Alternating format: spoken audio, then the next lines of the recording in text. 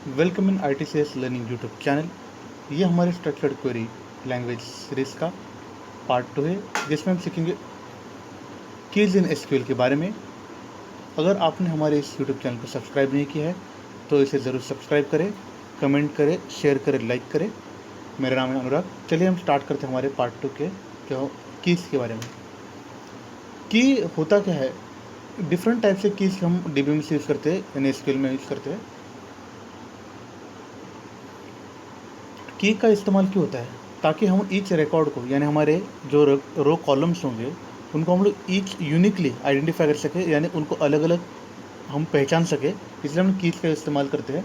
तो कीज़ का और एक इस्तेमाल होता है, हम उसको एक टेबल से दूसरे टेबल को अपने डेटाबेस में उनमें कनेक्टिविटी या फिर उनमें जो रिलेशनशिप है उसको प्रूव करने के लिए हम कीज़ का इस्तेमाल करते हैं। इसे हम कार्डिनलिटी भी कहते हैं। तो पहले तो हम जानेंगे की के बारे में। जैसे कि हम यहाँ देख रहे हैं, सबसे इम्पोर्टेंट की होती है डेटाबेस में, वो होती है सुपर की। सुपर की यानी वो पूरे डेटाबेस में यूनिक होती है, जिसके सहारे हम कौन सा भी रिकॉर्ड इजीली आइडेंटिफाई करें पूरे डेटाबेस में। और सेकंड नंबर पे आएगी हमारी प्राइमरी की। प्राइमरी की वो होती है जो एक यूनिक कॉलम होगा और नॉट नल होगा।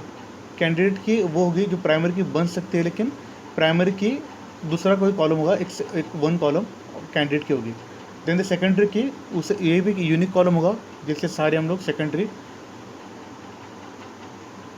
वे से हम अपने कॉलम को आइडेंटिफाई कर सकते हैं। फॉर एग्जांपल इन सब चीज़ें के हम देख सकते हैं, जैसे कि ड्राइविंग लाइसेंस होता है। ड्राइविंग लाइसेंस जिसमें हमारे एक आईडी होता है, ड्राइविंग लाइसेंस का नंबर। जैसे कि हम लोग कोई भी व्हीकल परचेस करते हैं तो व्हीकल को हमें RTO रजिस्ट्रेशन नंबर मिल जाता है, जो हमारी सुपर की होती है। उसी प्रकार हमारे व्हीकल में हमारा व्हीकल का रजिस्ट्रेशन नंबर होता है हमारा प्राइमरी की, और कैंडिडेट की जैसे कि चैसिस नंबर और इंजन नंबर, ये भी हमारे व्हीकल में यूनिक होते हैं। लेकिन हम लोग मोटे तौर पे व्हीकल के रजिस्ट्रेशन में हमारे RTO नंबर का ही इस्तेमाल करते हैं। उसी प्रकार से अल्टरनेट की, यानी जो प्राइमरी की जगह ले सकती है, ऐसे अल्टरनेट की।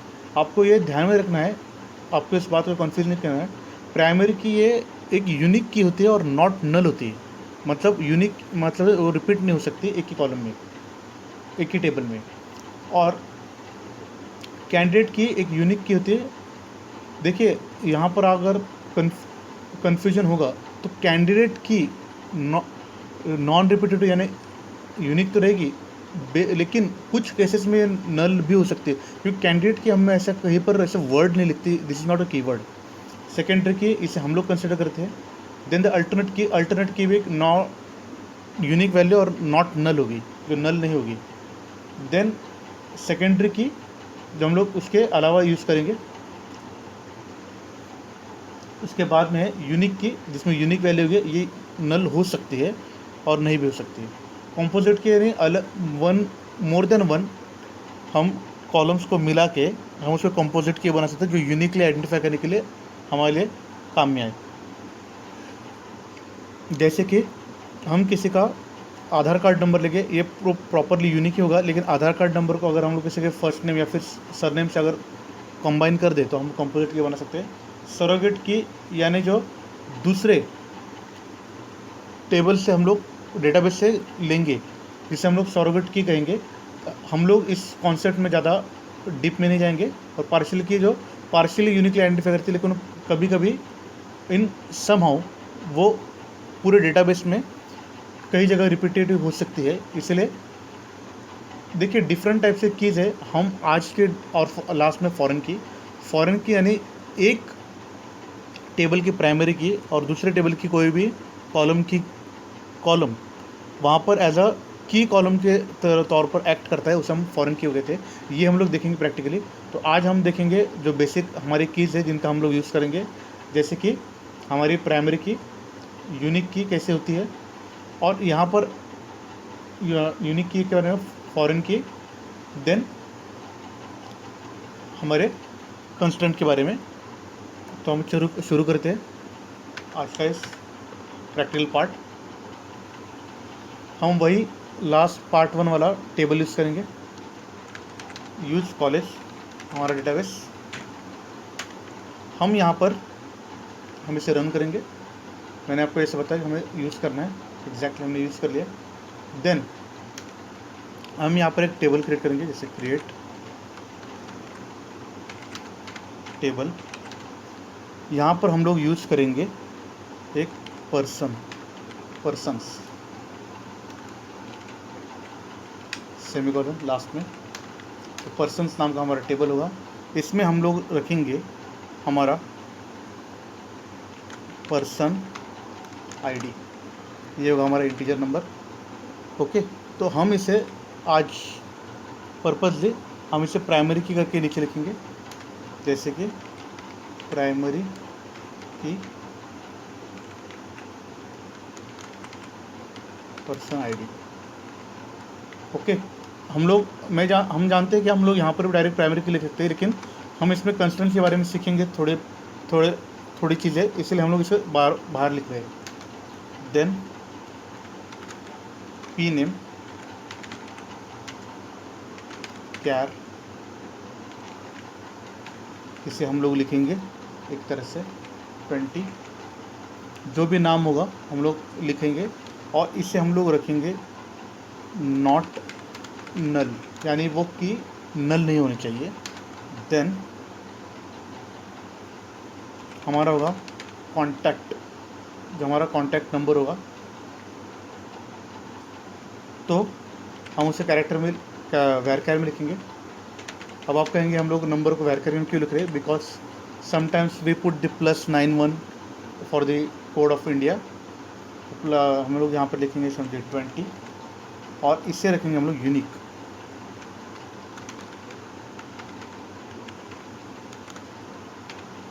जैसे हमने लास्ट इसमें देखा था यूनिक की थी, तो यूनिक रहेगी, इसको रिपीटेड नहीं रख सकते। और यहाँ पर होगी हमारी प्राइमरी की पर्सन आईडी, पहले होगा नॉट नल, और अभी हम लोग और एक चीज़ के बारे में पढ़ेंगे, वो होगा समझो एज, जिसे रखेंगे इंट। तो यहाँ पर होगा चेक, यहाँ पर कॉमा करेंगे, as greater than equal to 18, यानी हमने यहाँ पर चेक कंस्टेंट लगा दिया है। देखिए हम लोग यहाँ पर डायरेक्टली लिख सकते थे, बट हम लोग कंस्टेंट्स को अलग अलग तरीके से सीख रहे हैं, इसलिए चेक कंस्टेंट है 18 मतलब ग्रेटर दैन इक्वल टू 18 होना चाहिए एज। हम लोग यहाँ पर चेक कंस्टेंट लगा रहे हैं। कंस्टेंट इस वर्ड का मतलब होता है रेस्ट्रिक्शन, कुछ लिमिटेशन लगाना उस कॉलम पे, यानी इंसर्शन पे या फिर ऑपरेशंस पे, उसे हम लोग करेंगे कंस्टेंट्स। यहाँ पर लगेंगे चेक, प्राइमरी की होगी हमारी। अभी हम लोग देखेंगे, हम लोग यहाँ तक आप समझ गए होंगे। चलिए देखते हैं हम ये टेबल बना के। एग्जैक्टली हमारा टेबल बन चुका है, यहाँ पर आप देख सकते हो, कोई भी एरर नहीं है। अभी हम हमारा नेक्स्ट टेबल बनाएंगे, क्रिएट टेबल ऑर्डर्स, सेमीकोलन देंगे, प्रोग्रामिंग स्ट्रक्चर मेंटेन करेंगे हम लोग। ऑर्डर नंबर इंट, यहाँ पर हम लोग इसे प्राइमरी की बनाना चाहते हैं। देखिए हम लोग इसके नॉट नल एंड यूनिक, ऐसा दोनों एक साथ भी लिख सकते हैं। देखिए मैंने आपको पहले ही बताया था, प्राइमरी की एक ऐसे की होती है जो नॉट नल भी होती है और यूनिक भी रहती है। लेकिन मैंने आपको बताया था, देखिए अगर जो यूनिक की है, यहाँ पर ये नल हो सकती है, और ये नॉट नल की रिपीटेटिव हो सकती है। तो मतलब नॉट नल और यूनिक का कॉम्बिनेशन होता है प्राइमरी की। लेकिन जो मैंने जैसे बताया आपको कि हमारी कैसे कैंडिडेट की थी, मतलब वो कैंडिडेचर अपनी उम्मीदवारी होगी एक तरह से देखा जाए तो हमारे की कॉलम में। लेकिन समहाउ कुछ केसेस में वो नल हो सकती है, क्योंकि कैंडिडेट की ऐसा कोई कीवर्ड होता नहीं है, ये आपको ध्यान में रखनी है। ये जस्ट एक डब्ल्यूएमएस का कॉन्सेप्ट है कीज़ का, और अल्टरनेट कीज़ भी। फॉर एग्जांपल जैसे हमने यहाँ पर नॉट नल और यूनिक रखा है, मतलब ये यूनिक होगा, तो इससे हम लोग एक अल्टरनेट की या फिर एक तरह से सेकेंडरी की की तरह हम लोग यूज़ कर सकते हैं। तो ऑर्डर नंबर यहाँ पर अगर नॉट नल, ये सिर्फ आपको दिखाने के लिए मैंने दिखाया। उसके बाद में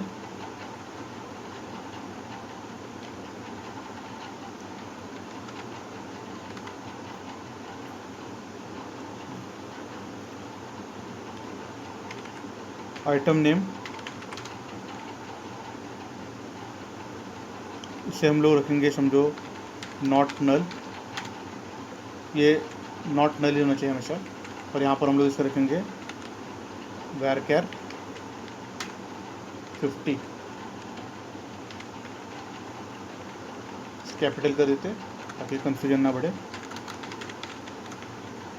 नॉट नल। देन हम यहाँ पर देखेंगे कि हम लोग इसमें और जाकर आप लिखेंगे क्वांटिटी, इस पर हम लोग लिखेंगे इंट में। ये हम लोग नॉर्मल कॉलम बनाएंगे जिसमें कुछ नहीं होगा। अभी हम लोग एक कंस्ट्रेंट बनाएंगे, ओके, जिसे हम लोग कहेंगे फॉरेन की कंस्ट्रेंट, फॉरेन की कंस्ट्रेंट। देखिए यहाँ पर वर्क बेंच में या फिर किसी भी माई स्किल के इसमें हम लोग कैपिटल स्मॉल, ये निग्लिजिबल बात है, इसमें इतना वो कंसिडर करने की जरूरत नहीं, इसलिए मैंने जानबूझकर यहाँ पर पर्पजली यहाँ पर कैपिटल और स्मॉल अलग अलग लिखा है। तो क्वांटिटी तो हम लोग यहाँ पर लिखेंगे फॉरेन की कंस्टेंट। तो कंस्टेंट मैंने जैसे बताया कि हम लोग एक कंस्टेंट बनाते हैं, तो आपको देखिए हम लोग फॉरेन की डायरेक्टली बना सकते हैं फॉरेन की कीवर्ड के साथ, लेकिन हम लोग जानबूझ कंस्टेंट और उसको एक एलाइज देंगे, मैंने उसको एक अलग नाम देंगे ताकि हम लोग उससे उसको उस कंस्टेंट को रेफर कर सकें। ये जानबूझकर करना है ताकि हमें बाद में उस कंस्टेंट को ड्रॉप भी करना सीखना है। तो कंस्ट्रेंट एफ के हम अपने इसके लिए फॉरेन की, जैसे कि हम लोग के यहाँ पर पर्सन आईडी है तो हम लोग यहाँ पर करेंगे सेम नाम रखेंगे पर्सन आईडी, ओके, कंस्टेंट।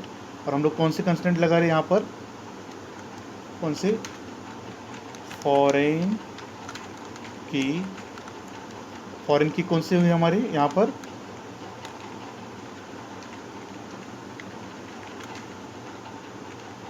और हमें यहाँ पर अपने लिए यहाँ पर इस टेबल में दोनों रेफर करने के लिए कॉलम कॉमन चाहिए, तो हमारे यहाँ पर्सन आईडी यहाँ भी लगेगा हमारे लिए ऑर्डर्स में। तो हमारा ये पर्सन आईडी इंटीजर, और जैसे हम लोग यहाँ पर नॉट नल कर रहे, तो ये नॉट नल, और ये अगर हम लोग क्वांटिटी पे समझो हम लोग लगा देंगे अपना चेक कंस्टेंट, हम लोग कर सकते हैं।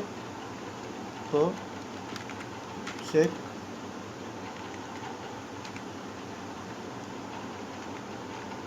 Quantity greater than 0। तो हम लोग देख सकते हैं, जैसे मैंने आपको बताया हमने यहाँ पर देखिए ऊपर किया है अलग से, लेकिन हम लोग यहाँ पर इसी लाइन में कर सकते हैं। यही मुझे दिखाना है कि चेक कंस्टेंट हम लोग एक ही लाइन में भी कर सकते हैं और ये अलाउ करेगा। तो constant F K person ID यहाँ पर कॉमा नहीं है, ये कंटिन्यूस है, तो ये पर्सन आईडी यानी इस ऑर्डर्स टेबल का पर्सन आईडी हम लोग रेफ़र करेंगे किसको, हमारी इस प्राइमरी की को पर्सन्स की, पर्सन्स टेबल की। तो यहाँ पर रेफरेंसेस, हमारे टेबल का नाम पर्सन्स, और यहाँ पर उसकी की जो कॉमन है पर्सन आईडी। देखिए ये लिखना क्यों आवश्यक है, यह बात आपको ध्यान में रखनी है। देखिए ऐसा हो सकता है कि दोनों में बात तो सेम है, मतलब कॉन्सेप्ट तो सेम है, लेकिन उस कॉलम्स को अलग अलग टेबल का अलग अलग नाम है। फॉर एग्जांपल एक जगह पे हम लोगों ने उस आदमी को दिया, समझो उसका आइडेंटिटी वैल्यू दिया, समझो हम लोगों ने आधार कार्ड एक टेबल में, और दूसरे टेबल में उसको वही जगह हम लोग यूआईडी बोल रहे हैं। तो we note unique identification number, यानी हमारे लिए आधार कार्ड ही इंडिया में। तो इसी प्रकार अगर एक टेबल में यूआईडी और एक आधार कार्ड है, तो फॉर समझ लीजिए कि इस टेबल में हम लोग यहाँ पर लिखेंगे पर्सन आईडी की जगह आधार कार्ड, और यहाँ पर समझो यूआईडी। तो यहाँ पर हम लोग लिखेंगे फॉरेन की हमारा आधार कार्ड और रेफरेंसेस पर्सन में यूआईडी, इस प्रकार से। तो इसी प्रकार से मतलब ज़रूरी नहीं है कि ये एक ही हो, हमें ये रेफ़र कर रहे इससे और ये रेफ़र कर रहे रेफरेंसेस में इससे, यानी इसका ये की कॉलम और ये जो कि हमने यहाँ पर प्राइमरी की बनाया पर्सन आईडी, यहाँ पर लास्ट में कोई सेमीकोलन नहीं, ओके, देखेंगे होता है कि नहीं। हम ऑलरेडी आप देख सकते हैं यहाँ पर हम लोग पर्सन्स बना चुके हैं टेबल, देखेंगे राइट क्लिक, तो हम लोग इसको रन करेंगे, आप देख सकते हैं नो एरर, सक्सेसफुली रन हो चुका है, ये भी क्रिएट टेबल हो चुका है। तो ध्यान से देखिए हम लोगों ने एक पर्सन टेबल बनाया, पर्सन आईडी इंट, यहाँ पर प्राइमरी की नहीं लिखते, हमने जानबूझकर बाजू नीचे लिखिए age a constraint. Then P name char 20 जिसे नॉट नल बनाया, कॉन्टैक्ट varchar 20 यूनिक बनाया, unique key then age int, age को कॉमा कर बाद में हमने कंस्टेंट ऐड किए, age must be greater than equal to 18। Then हमने क्रिएट टेबल के orders, order number int not null unique, not null भी और यूनिक है, item number varchar not null, quantity int check quantity must be greater then 0, मतलब 0 से ऊपर होनी चाहिए, 0 क्वांटिटी का ऑर्डर प्लेस ना हो। Person ID int not null इस ऑर्डर टेबल का, तो constant F K person ID, foreign की person ID, references person ID, person ID. तो हम लोग एक बार देख लेंगे एक नया क्वेरी ओपन करके। तो हम लोग यहाँ पर करेंगे यूज कॉलेज डेटाबेस, इसे रन करेंगे और देखेंगे सिलेक्ट स्टार फ्रॉम हमारा पहले का पर्सन्स टेबल और हमारा टेबल ऑर्डर्स।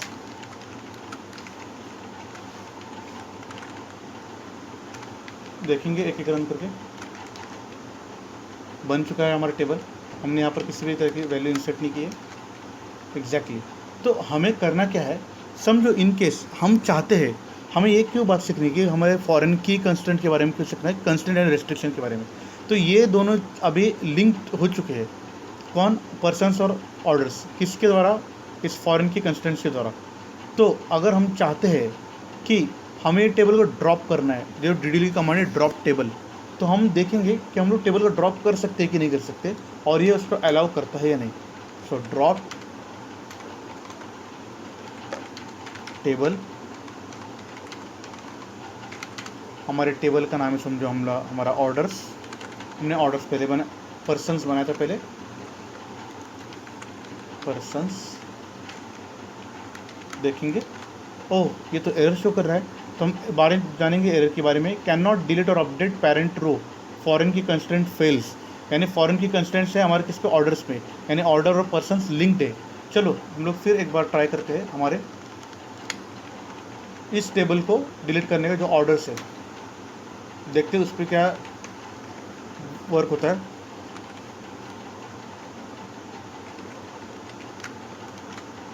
Yes exactly. तो जहाँ पर देखिए अगर जो टेबल है, जो एक पेरेंट टेबल है, अगर उसके कॉलम को कहीं पर रेफ़र किया गया होगा जिस टेबल में, दूसरे टेबल में, हम लोग उस पेरेंट कॉलम को जब तक की कंस्टेंट ड्रॉप नहीं करें तब तक ड्रॉप नहीं कर सकते। लेकिन जहाँ पर दूसरे कॉलम को फॉरेन एज अ उससे प्राइमरी की को फॉरेन की रेफ़र किया गया है, उसको हम ड्रॉप कर सकते हैं। और आपने देख लिया कि यहाँ पर ड्रॉप टेबल ऑर्डर्स हो चुका है। तो फिर से एक बार बनाते हैं हमारा ऑर्डर्स टेबल को और जानेंगे हम लोग एग्जैक्टली। फिर से बना लिया। तो हम लोग अभी जानेंगे कि ये एक बात होगी कि हम लोग ड्रॉप कर सकते हैं जो सेकेंडरी टेबल होगा, लेकिन पेरेंट को हम ड्रॉप नहीं कर सकते ड्यू टू फॉरेन की फेल्स, यानी फॉरेन की कंस्टेंट जब तक हम लोग ड्रॉप नहीं करते। तो फॉरेन की कंस्टेंट को हम लोग ड्रॉप कैसे करेंगे ये हम सीखेंगे एक DDL कमांड से। तो ये होगी अल्टर टेबल, हमारा टेबल होगा जैसे ऑर्डर्स में हमने किया है, ऑर्डर्स ड्रॉप फॉरेन की, और आप जानते हो कि हमने उसके कंस्टेंट्स को नाम दिया था, what was that name, FK person ID. हमें अभी वो लिखना है, पर्सन आईडी। यहाँ पर देखिए alter table orders drop foreign की FK पर्सन आईडी। देखिए देखते रन होता है कि नहीं, एग्जैक्टली अभी रन हो चुका है।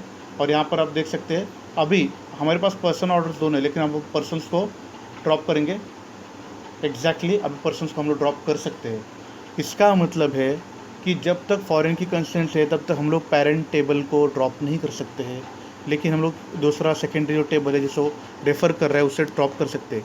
तो पहले अगर ऐसे कोई सिचुएशन आ जाती है या फिर आप देखते हो कि फॉरेन की कंस्टेंट की वजह से हम लोग प्रॉब्लम आ रहा है ड्रॉप करने के लिए, फिर डिलीशन के लिए, तो आप समझ लीजिए हमको पहले फॉरेन की कंस्टेंट ड्रॉप करनी है, उसके बाद ही हम उस चेंजेस या फिर ड्रॉप कॉलम या फिर ड्रॉप टेबल, इस तरह की ड्रॉप के जो DDL कमांड्स है वो परफॉर्म कर सकते हैं। तो आई होप सो आपको एक कॉम्प्लेक्स कीज़ वाला पार्ट समझ में आया होगा।